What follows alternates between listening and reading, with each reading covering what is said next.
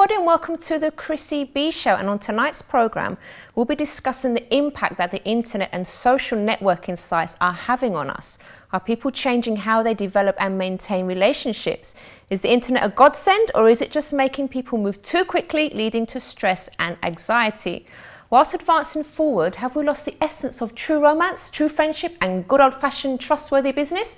Or have we opened up opportunities and ways to achieve more? So if you want to get involved today, you can give us a call on 020 7686 6300. You can also email Chris at chrissybshow.tv. What do you think about this subject?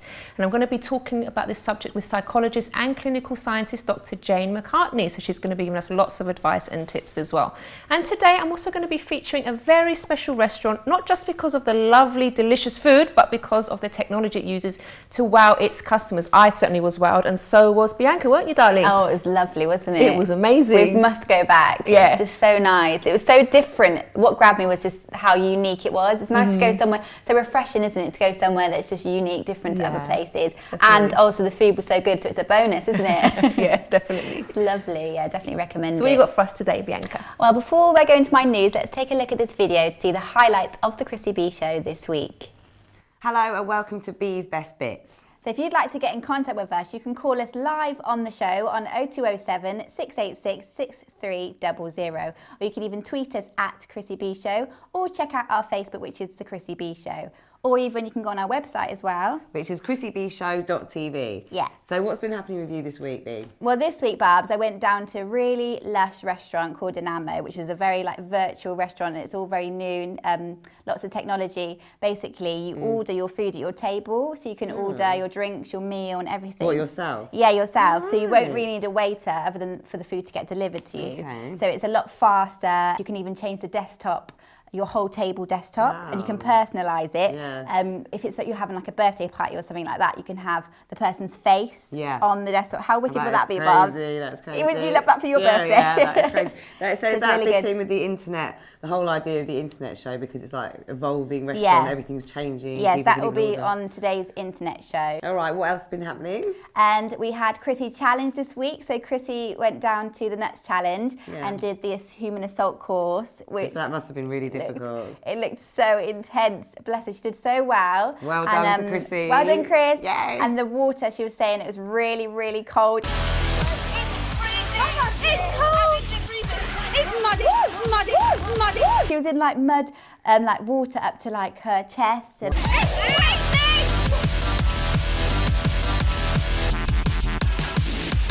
crazy! but fair play to you, Chris. You did really, really well, and she really just got her teeth right into it and just did anything. So really good video. Well done. Okay. What about shows? Anything interesting show-wise? Yeah, so this week we had Enhancing Your Beauty. No, last week, sorry, that was Enhancing Your Beauty. And we had Deborah, who has a deliberating skin disorder.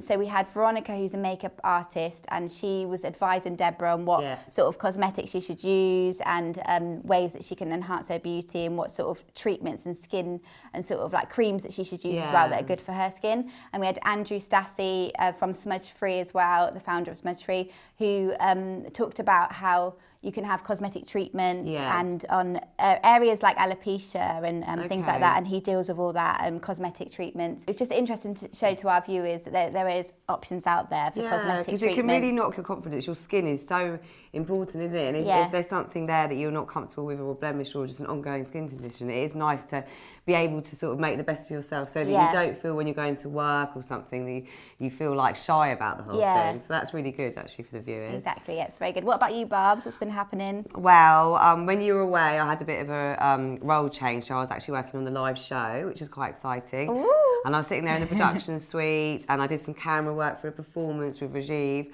And how did it go? Yeah, really good. It was nice to see what you were doing in the studio. So we had a bit of a role change. That was fun. But I'm back into the office and videos and stuff. So next week's shows, we've got I Love Him But We Always Fight, which is on Monday. Yeah. So it's all about, we've got our resident love experts, Helena and James, joining us on this one. And it's all about how to sort of control anger in relationships. And say you're with someone, a partner, or an early start to a relationship, and you feel like you're rowing a lot and you're constantly arguing over, even sometimes over the littlest things. Smallest things can start an argument, And you know, they can explode into something so big, Yeah. you know, and sometimes you even forget what you're arguing about. So we're going to be talking all about that on Monday and how to minimise the arguments. And do you know what, actually, I think a lot of couples these days probably find that in a recession, there's more money about arguments and small little things that are niggly. So it'd be really good to get some advice about that for people. Yes, definitely. Wednesday, we're going to be talking about shyness. That's something that can really affect your daily life.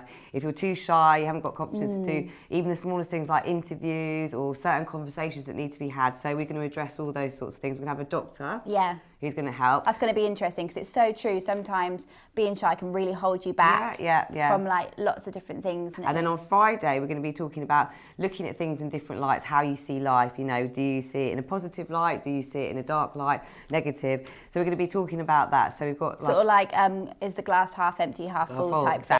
You can go on our YouTube, Chrissy B Show, or you can go catch us on Twitter and tweet us at Chrissy B Show. And she always reads out the tweets on the show as well, so you can even tweet during the live show. And if you're brave enough to call us on the show, we always want to hear from you. You can call us on the live show, which is every Monday, Wednesday, Friday, Sky 203 at 9:30 p.m. on 0207 686 6300.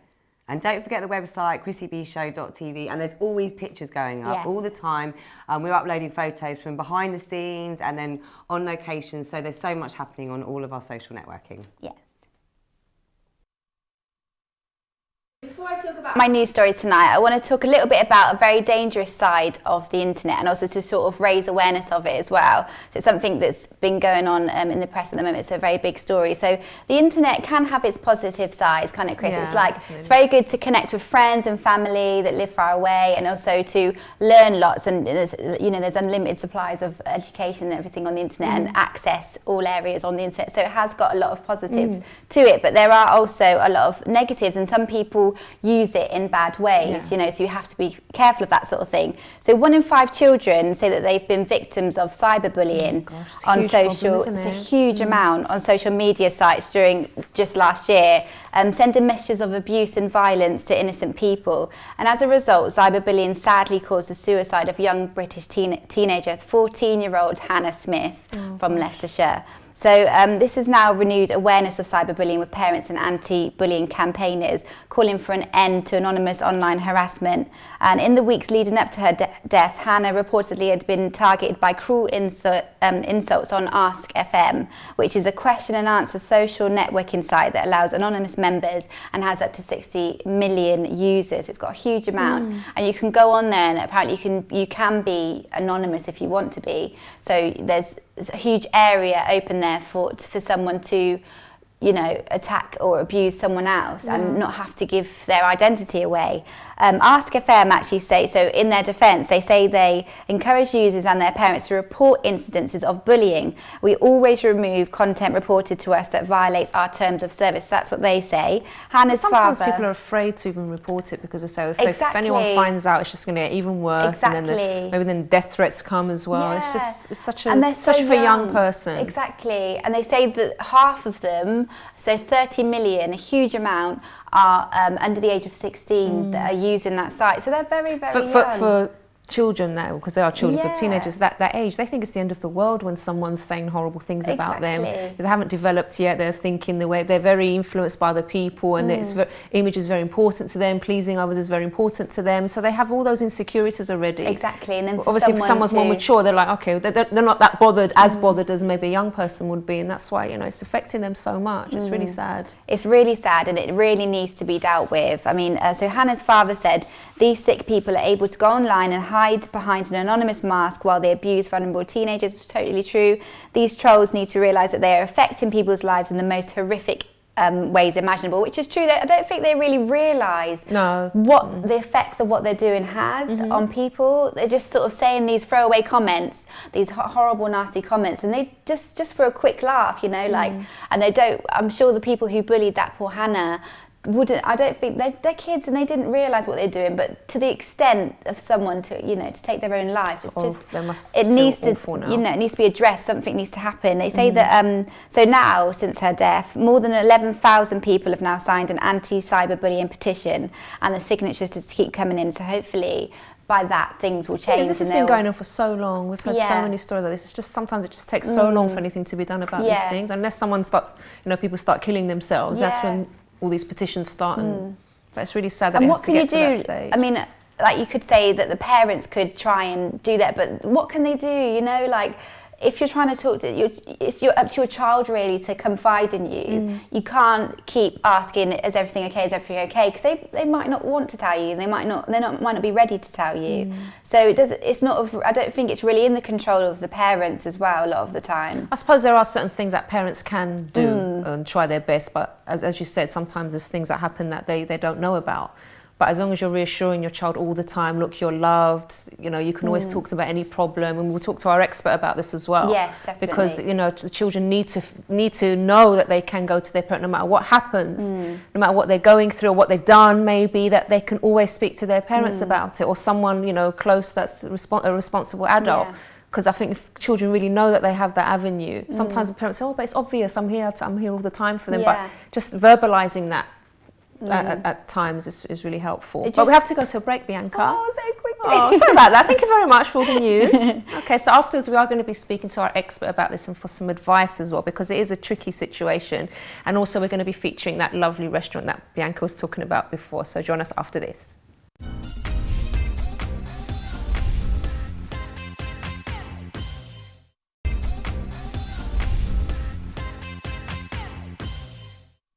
Welcome back to our internet friend or foe show today, and before we speak to our expert, let's take a look at this lovely place to dine at.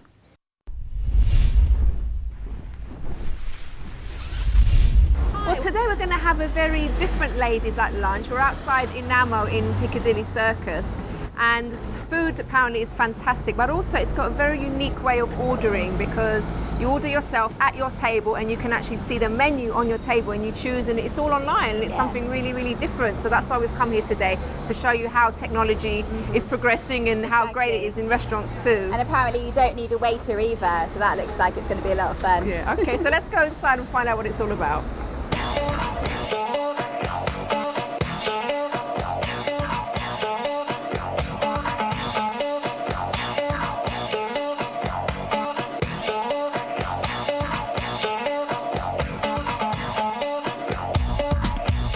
As you can see, we're seated ready to order our meal, and there's a little red button that we're going to press very shortly. You're going to see everything come up, and you can see already that all the tables have got different images on them, so it's exciting. I can't wait. So if you come around and take a look what we're going to do. Right, so I'm going to press this button here to activate everything. So the first thing I'm going to do is change the look of the table by pressing ambience images. And you can choose what you want on your table. So say I want the meadow. So you can actually change this. This is fantastic. Or I want this, you can't touch screen, sorry, I keep doing it wrong. It's this one here. So I want a big flower. Pretty. It's lovely, isn't it? Or I like the beach thing. So when did it first open, and how did the idea come about? Well, about 8 years ago, my business partner Danny and I were sitting in a restaurant, and we thought, wouldn't it be great to have another drink? And we couldn't attract a waiter's attention. And we thought, wow, it'd be amazing if you could reach down, touch the table, and your next drink would arrive.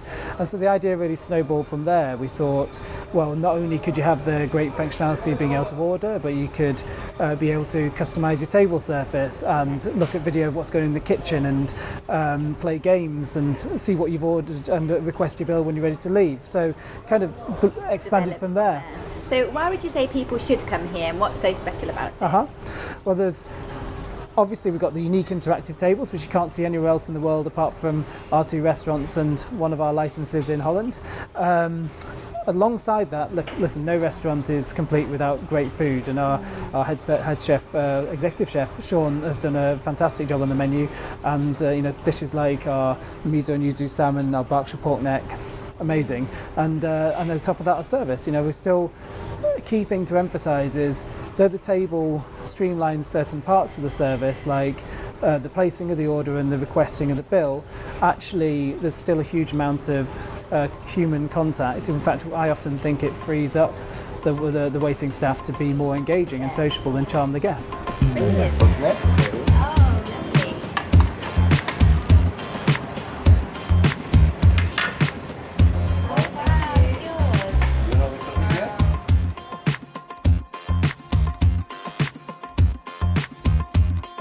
Okay, so we just received the main meals now. We're going to tuck in and see what it's like. So I've got the steak, Bianca's got the pork.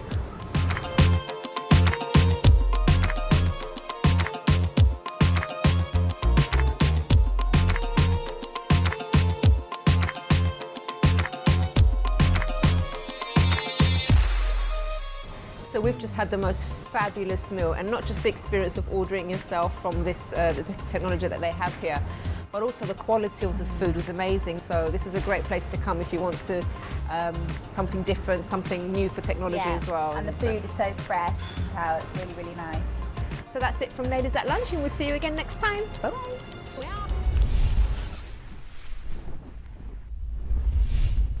Okay, so let's now speak to our expert, Dr Jane McCartney. Hello. Hello, hi. Welcome to the show. Thank you very much. And what did you think of the restaurant there that you just saw? Oh, I thought it was great.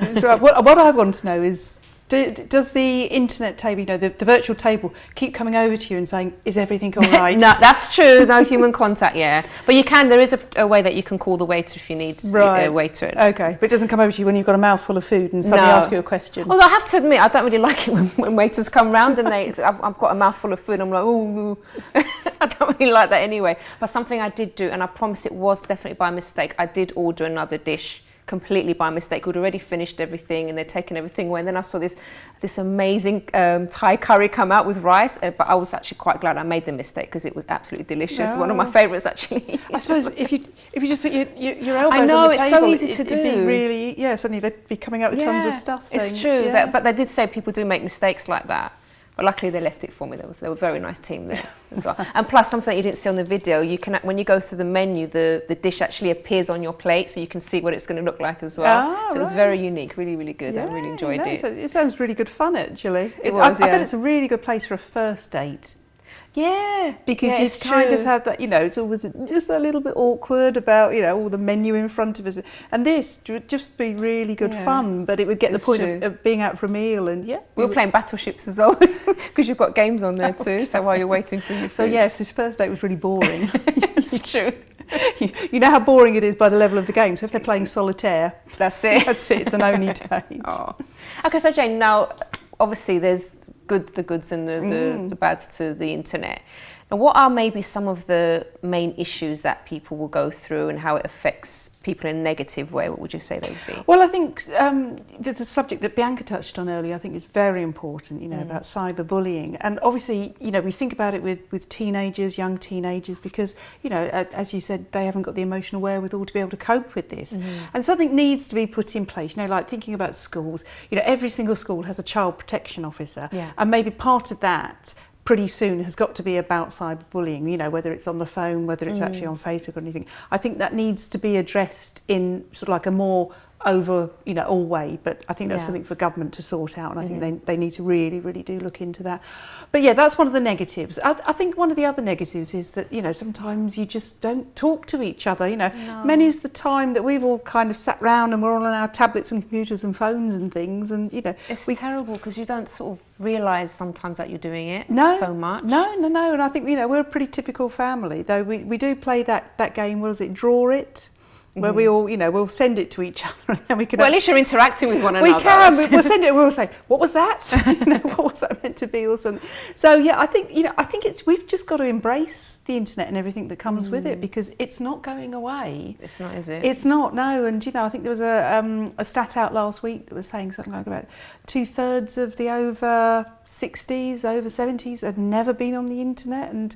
You know, I find that so strange. It is, but I think the thing is, it changes so rapidly. You get the hang of it, or you think you get the hang of it, and then something like that restaurant will come along and it will be, there's something else I've got to... And there's a bit of us that kind of goes, I don't know, I'm speaking for myself here, there's a bit of us that goes, I've spent ages learning that, and now you're expecting me to learn something else, so it gets really difficult. So I think that actually is a bit of a negative, but, you know, that, again, that's not going to change. It's always going to keep, you know, progressing and getting better and getting faster. Not necessarily possibly better for the consumer, but more things will come online. So right. I think it's just it's actually just getting your head around it, and sometimes you don't want to, but so that can be a bit of a negative. Yeah. So I was watching a program last night. Actually, it was all to do with I can't remember the title of the program. You may have watched it. It was all to do with the fans of One Direction. Yeah. And these, oh my gosh, I couldn't believe it. I didn't watch all of it. I just caught them maybe the last 20 minutes or so. And these girls were literally on their phones, and the whole day, one of them said she spent the whole day just following what they, especially Harry, what he was doing. Yeah. And they just don't interact with other people, apart from their friends that are also doing the same thing. Yeah, it's just, oh my gosh, don't you talk to your parents? Don't you go out and do anything? Do you have any hobbies? They're literally on their phone the whole time. And it's like that virtual bedroom for some people, like there'd always be the girl at school or the boy down the road that just shut themselves away in the bedroom and maybe played, I don't know, chess on the very old computer or something like that, or just did things with their records or whatever it was their interest. But now a phone for somebody can be like that virtual bedroom. It's a tiny thing, but it can be actually that wall that goes, actually this is what I'm doing and I'm not doing anything else. Gosh. So I think you're touching on a really important subject. Generally, not just about the internet, that children and parents, or children and whoever they feel comfortable with, have got to keep that communication, that basic communication of talking and listening. I think phones and iPads should be banned from the dinner table. Yeah. Although actually probably very few families nowadays sit down together anyway to have a meal together. But I remember when I was growing up, we had to switch the TV off when it was time for dinner, and we all sat around the table and we'd have a good laugh and a good talk. Yeah. And it was really nice. And then afterwards we'd go to the living room and have watch TV together. Yeah. So it was very nice. But now it's like one's upstairs, one's sitting at their laptop eating, and the other one's it's just horrible. It's just it is, and it's harder and harder to maintain that. We have that in our family, that we do like to sit around the table and have our dinner. And this time of year we go outside, so we go away from everything. But sometimes you do have to say, put your phone away, put it down for a minute. Definitely. And as adults, we my husband and I, we can be just as bad. We just kind of go, oh, hang on a minute. Yeah, let's talk about that after the break, actually, because that's another thing that the technology and everything is affecting relationships nowadays as well, and how we can kind of tone it down and make sure we're still talking to one another. So do join us after this, and we have some sketches to show you as well.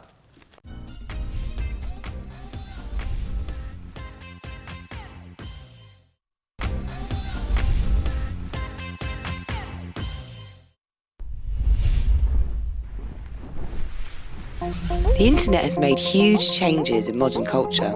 The way we interact with each other, career development, accessibility to knowledge, social events, how we shop, even how we think. The internet, tool or trouble? So today in the ring we have B, representing anti-internet takeover, versus B, representing pro-internet takeover. Oh no, the internet's down. Oh my gosh, I was about to send that really important email. Is yours down as well? I just need a break from the internet, actually. It's just been very, very, very irritating today. I can't deal without it. I can't work without my internet. It's a joke. And I'm not being funny, but I saw a picture earlier of someone just like with their Jaguar, and they're like pregnant. It's just like, I don't know, it's just like flashy house, and it's all like money, money, money, everything. I love social networking because my family live really far away, so I get to see their pictures all the time, and I update and I talk with them. Without it, I wouldn't be able to communicate with them as often at all. It just seems like, why use money and showing off your life? Why do that when you're actually not happy? Why not focus that time positively into your own life? Because it's just like... Well, I'm going to just get the manager over here, and they can just cut off your internet, keep mine, and we'll see who's going to reach their targets at the end of the month. Do you think that it's good for little children to be going on the internet and computers? Don't you think they should have time to be children and not susceptible or open to seeing things that makes them grow up too quickly? What you should do is have parents who restrict them to an hour or two on the internet to do some education. And there is such a thing as parenting blocking bad sites, if that's what you're insinuating. Well, I just think you're being a little bit opinionated. I can have my opinion, and I'm saying for one afternoon. Well, I think you're totally wrong, and I think it's ridiculous. Okay, look. If you think maybe you should go live back in the old cavemen ages, then shouldn't you? It just goes to show you a liar. How are you going to book your holidays? How are you going to find the cheap holidays? How are you going to do your online shopping? It just shows you a liar. I'm sorry that you think that's annoying. Well, don't go on social networking then. Don't have a page. Fine. All right, and don't watch reviews. My work account is on the same website. Why don't you just use the internet for work then? Because that's what I use. All right, well, great. I'm glad you. Well, I think there's a lot of negatives too that you need to consider. Thank you. Thank you very much. I think they could be arguing forever about that because there are pros and cons, aren't there, Jane? So there's no getting away from it. But like you said, it's not going to go away. No. Technology is going to keep getting better and better and faster, and we have to learn how to adapt and how to deal with it and not allow it to affect our relationships. But something that we were discussing just before the break is about how it can affect, two people that are in a relationship, married or dating, and you have to be really careful about using the internet, and because you could get really obsessed with it, can't you? You can, absolutely. And I think you can have an interest, you can have a hobby or whatever, and it can just take over, or work or something. It can just take over, and it's always, hang on a second, I've just got to, and that person's waiting for me to, whatever it is, and you just have to, you have to at some point put that relationship first. You actually have to say, even if it's just for half an hour, even if it's just for 20 minutes, you have to say, it can wait. Because more often than not, these things can wait. It's not life or death. So they can wait. People expect instant answers now, don't they? So you've got that pressure, say, for example, from the office or from family stuff, because they know that you can instantly just look at your phone, check everything, quickly reply. So they're expecting that from you. But if you keep replying immediately, they're going to keep expecting it. You're just fueling it. You're just actually, they're expecting you to come back. And there's so much. You think about internet traffic as one whole thing. It must be 99% made up of complete rubbish. Yeah. That people could. It's valuable to some people, but it could just wait. Yeah. You could still carry on having. Because we've all still got to sleep. We've all still got to eat. We've all still got to have our showers and things like that. Yeah. They've yet to do a computer for the shower. Heavens above. Can you imagine? I know. Well, the whole webcam thing, it just doesn't bear thinking about. Don't put the idea in their heads, please. But we have to do things, don't we? We still have to get on with normal physical life, and we just it just has to go on hold. If you're ill, if you're sick or something, you can't. Exactly. Yeah. People think that they can't. Actually, sometimes I think about when we didn't have all this technology and we didn't have. And I was thinking, my gosh, how did we ever get anything done? But we did. We got lots of things done. Yeah. Relationships were probably much better. Actually, something I did that really helped me, because you have those notifications all the time popping up on your phone and stuff. I just switched that off. Yeah. Because I had it going constantly. Like my emails I just get emails constantly. Yeah. And my phone keeps pinging and everything. So and my iPad. So I thought, I'm just going to turn it off. And it becomes, it's like a Pavlovian response. Pavlov and his dogs. If he rang a bell, they salivated because they were expecting food, because that's what they'd been conditioned to do. And we're a little bit the same, as you say.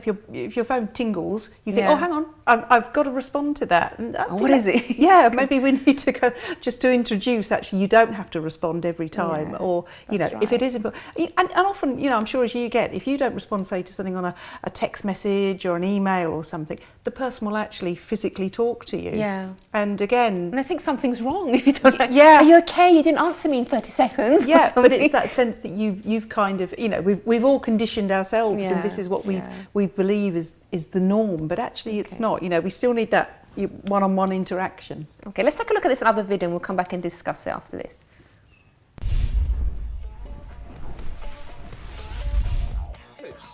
Yeah. Who's this guy that you've just added on Facebook? What? This guy here, this Brazilian underwear model. Oh, don't be silly. It's just like a bit of fun. Don't be silly. He's just wrote, "Hey babes, thanks for the ads." Oh, just hit 1,100 views. Nice. Wait. What does everyone want for dinner? I'm ordering online. Oh my god. Pizza, right. Look what she just wrote. Look what she just wrote. Love that hair. Oh my god. Mate, they're loving it. 1,100 views. Oh my god! What was he doing? What was he thinking of? That's insane. Upload that straight away. There's a party happening on Living Street. Oh, it's not East Friday London. though, is it? East London. Everybody's been invited. Let me just check what's going on. All our East London crew. She's going to hospital. Oh. She wants you to come and visit before she goes. What now? Oh my god. Or you can go and thank her for the present that we got you. Did you get him that present? I got it you. You guys don't take notice of anything. You're just on these stupid computers, phones all day. I can call, can I call her on my phone or something? I'll tweet her now or something, and She would like to see you. You message her, and then maybe we can take some photos. Yeah. We'll send her some photos. I'll send her that photo. That'll cheer her up, wouldn't it? She'll love that. Oh, actually, Networking. do you want to take a photo of us? You take the photo, and we're going to put it online. Yeah. We love our new tablet. There you go. Better than yours. No, it's not. That's well better. Come in, guys. Oh my God. Okay.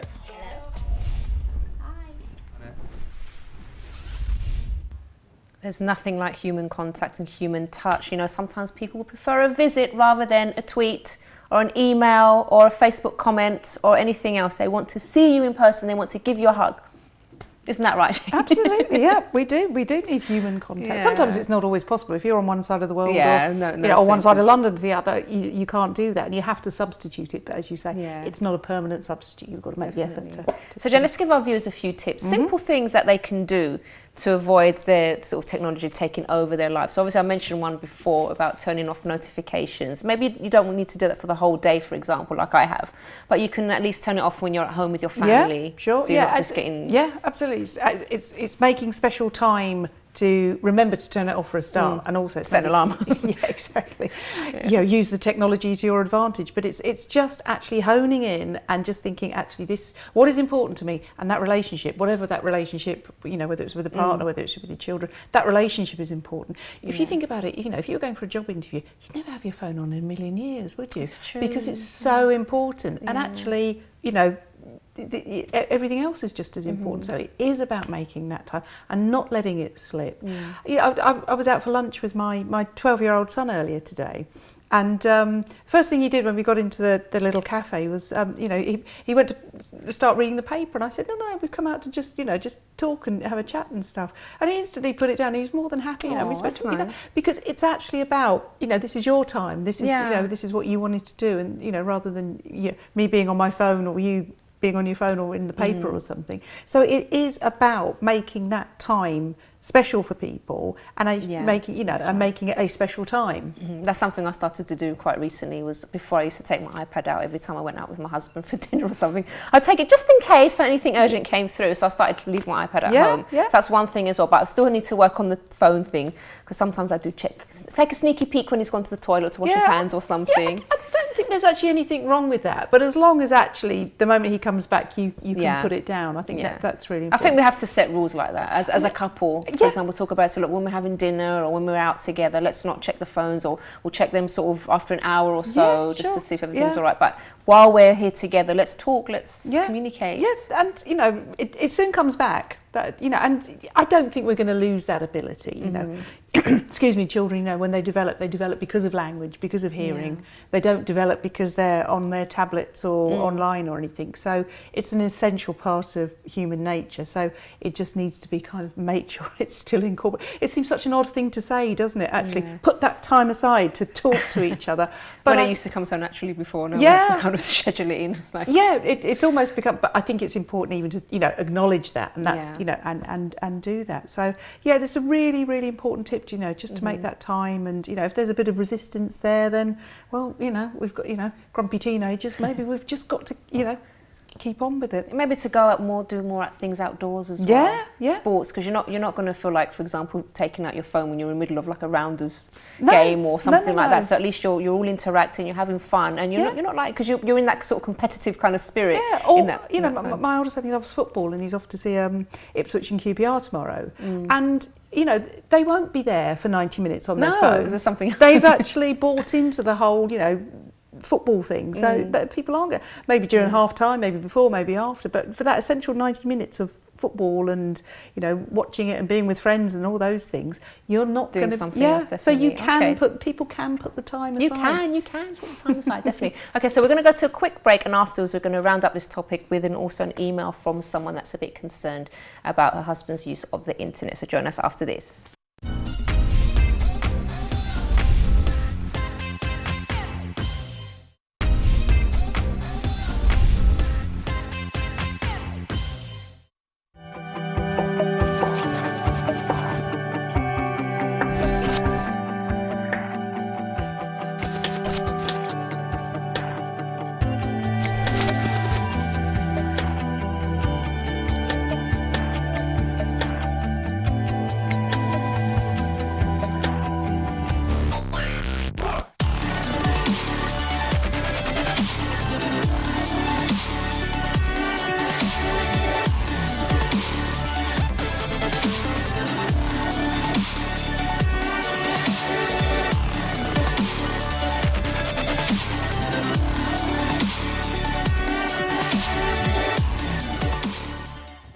Yes, we are gearing up for the Love School event at the Wembley Arena, and as I've told our viewers here, I will be hosting the event, and then obviously the speakers on the day, Renato and Cristiano Cardoso, will be doing the event, and it's going to be really good because I went to one of their seminars last year when they came to the UK. I learned so much. Sometimes we think, oh, I'm married already, I'm happy in my relationship and everything's going well, so I don't really need an event like this. But the thing is, sometimes you think things are great. Maybe, for example, your partner doesn't really agree with you, maybe they're not that happy.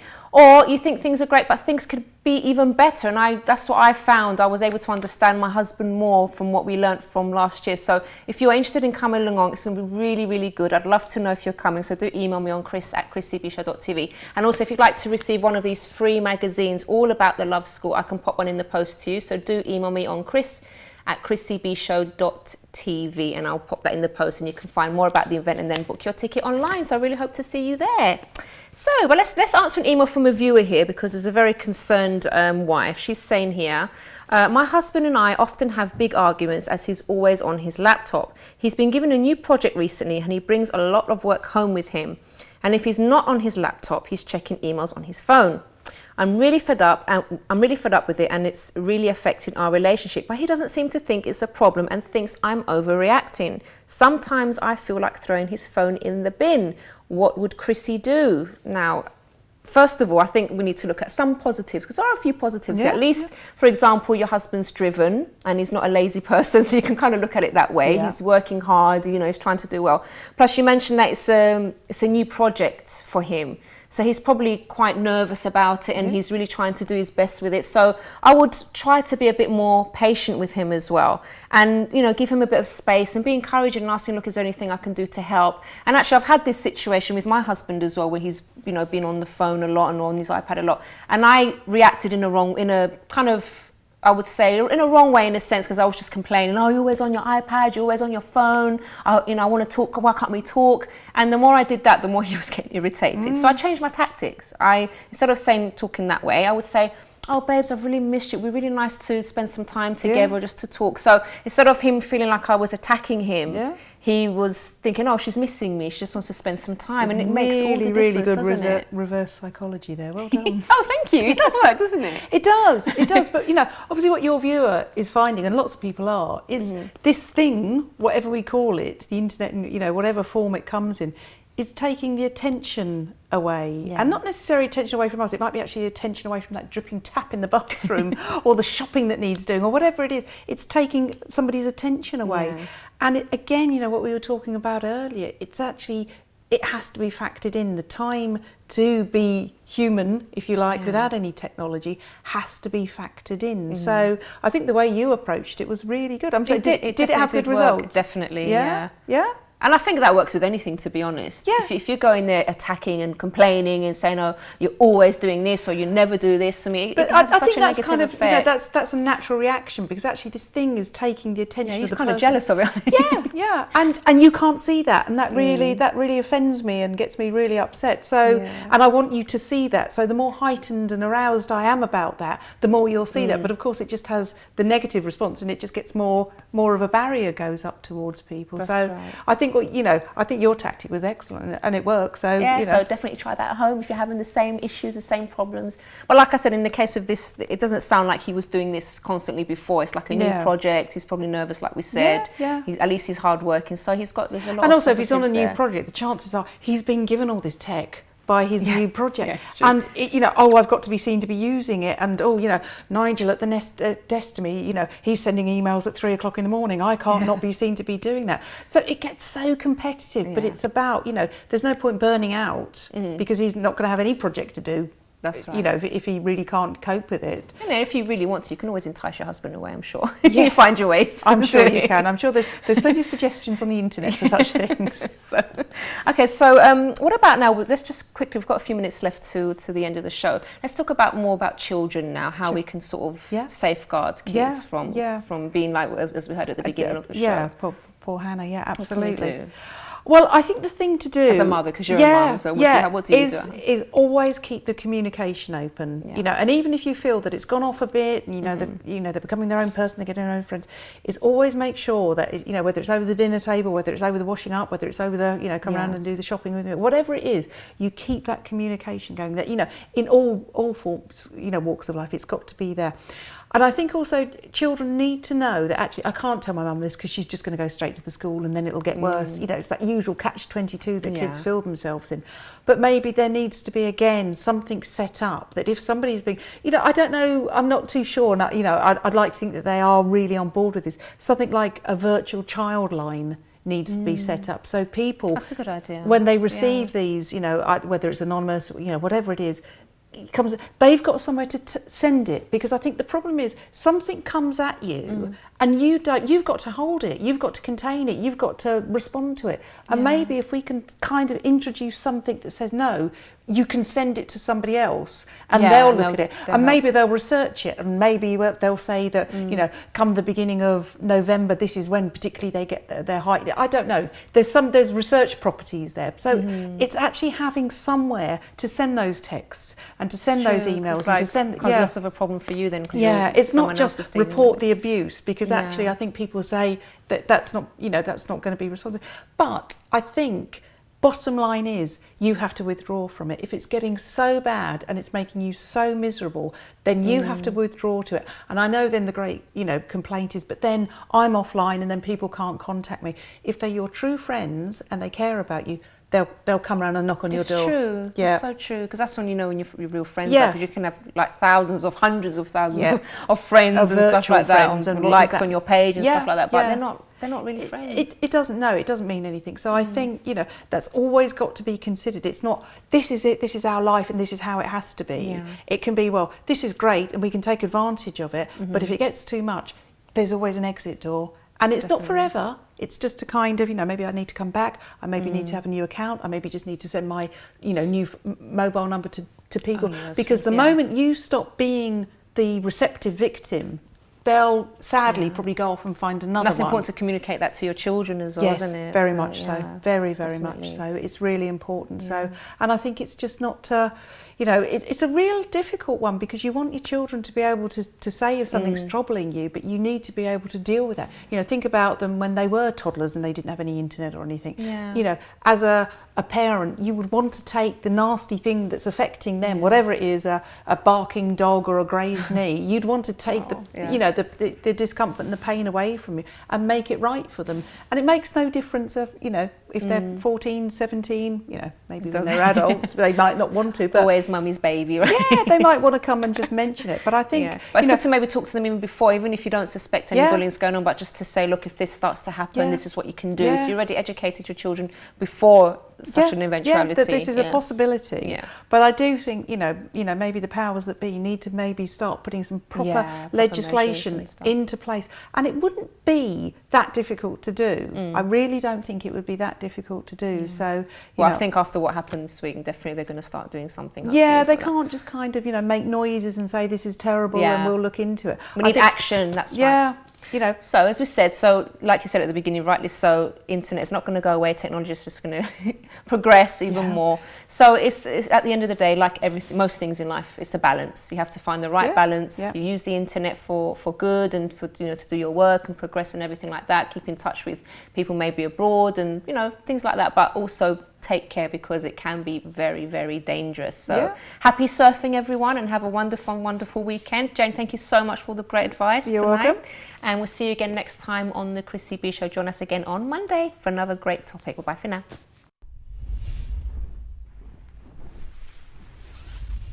Standing up. Oh, it's hard, isn't it? So by building it up, it makes it a little bit more easier for people to learn. So. Thanks. Okay, so we'll just do the next question. Okay. You ready? So leaning forward and up and over, away you go. There we go. Hold on, let me do that again. So you want to swing your leg nice Put and this high. hand here. That will be better. All right. Hold on to it. Yeah, you can hold on if it makes you more comfortable. Right, you ready? Yeah. And away you go. 1, 2, 3. Go! Yeah, that was good. Well done. Super.